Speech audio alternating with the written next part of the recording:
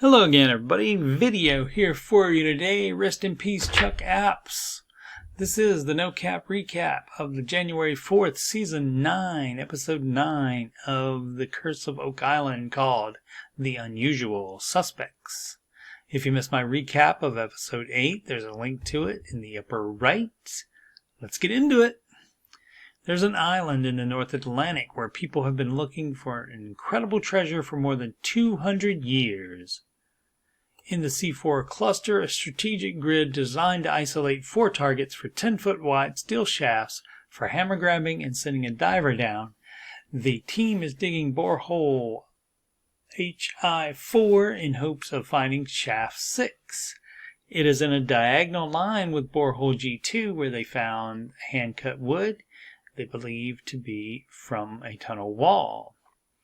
Shaft 6 is the shaft dug in 1861 beside the money pit to below the level of the believed treasure and flood tunnel. They then tunneled horizontally toward the money pit in hopes of avoiding the flood tunnel but still intersecting the money pit.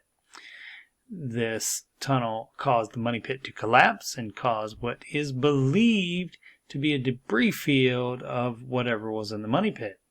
Shaft 6 was dug 18 feet from the money pit, but the cardinal direction of the intersecting tunnel is unknown. The core sample from the 69 to 75 foot level reveals stacked timbers, indicative of a shaft or tunnel. They think it's a wall edge.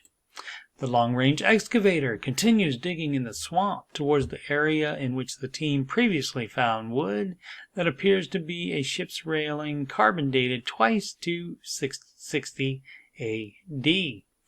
The wood discovered includes a tree stump, which is proof of the swamp once being dry land and then manipulated into a swamp by human intervention.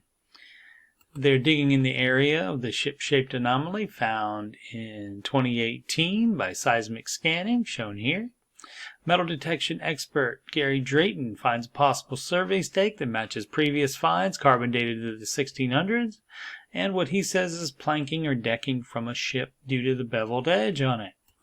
This artist's rendering shows the locations of the believed ship's wharf in the bottom right corner of the swamp, the stone road leading away from it into the money pit, and the 200-foot-long ship-shaped anomaly. The next day, the team meets in the war room to listen to a presentation prepared by researcher Doug Crowell regarding their recent discoveries, specifically who was likely involved. He first addresses the round stones shown here, saying they were likely not native to Nova Scotia. They are believed to be round shot or small cannonballs. One was also found in the money pit in 2019. An expert identified them as probably originating in the Azores, an island in Portugal. Doug says they are called 2-pounders and would be shot from a rail gun or deck gun on a ship, and that the Portuguese were the first to put cannons on their ships. This type of shot was in use between the 1400s and early 1600s. The stone road/wharf was identified by an expert as of Portuguese origin. Rick remarks that they have looked at the French and British, but never previously thought of the Portuguese as having been involved with Oak Island until recently.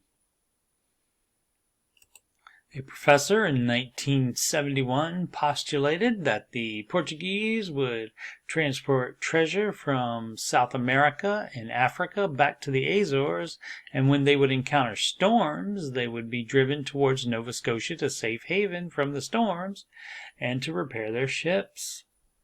They have found items that indicate ship repair in Smith's Cove and the swamp. An old Portuguese map labels Mahone Bay, which is the location of Oak Island, as port of refuge, quote-unquote. Later, surveyor Steve Guptill suggests drilling a new borehole a foot south of F4, the borehole that had the highest content of gold and silver found in the water samples. Rick and Marty agree. Steve, Gary, and Jack Begley then go to Lot 4 to continue searching for the hole under the hatch from Zena Halpern's Hundreds map, believed to be created by the Knights Templar. Gary is using a different metal detector, one that can detect chest deep as opposed to knee deep. He finds this piece of iron, which he thinks is a broken staple and would be pre-1830s. The following morning, in the Money Pit area, work continues on the new Borehole F25-4. They drilled 120 feet without finding any evidence of the Shaft 6 tunnel. They're disappointed, but it does prove where they don't need to put one of the 10-foot wide steel-encased shafts.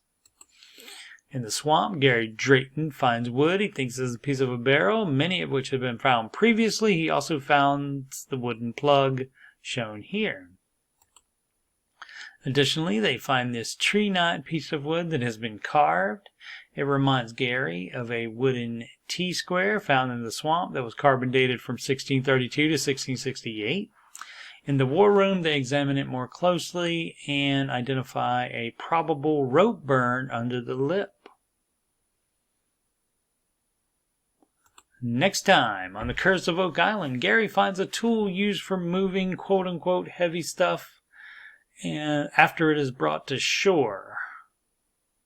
Some type of scan, shown here, reveals a very square structure in the money pit. And the borehole drilling team pierces something that hasn't been pierced in a very long time. And Marty says, quote-unquote, the famous offset chamber. I'll be back next week to recap that episode 10, and a link to that no-cap recap will be in the upper right in this video once I upload that episode 10 recap. Also keep an eye out for the no-cap recap of episode 3 of this season's companion show, The Curse of Oak Island Drilling Down, that also aired on Tuesday, January 4th on the History Channel. Thanks for watching.